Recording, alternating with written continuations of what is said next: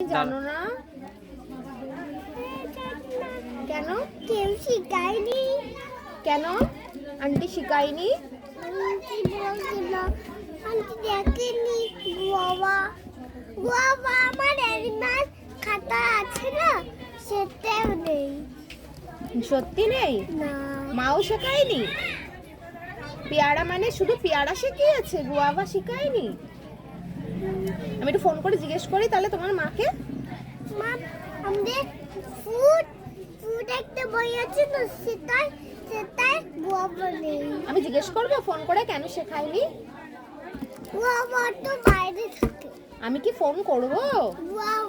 বাবাটা আমাদের এইখানে থাকে। ঠিক আছে, সেটা আমি বুঝেছি। তোমার মা শিখিয়েছে কি শেখায়নি, ফোন করে কি জিজ্ঞাসা করব? জিজ্ঞেস করি তাহলে, ফোন করি, দাঁড়াও। একদিন শিখায়ছিল।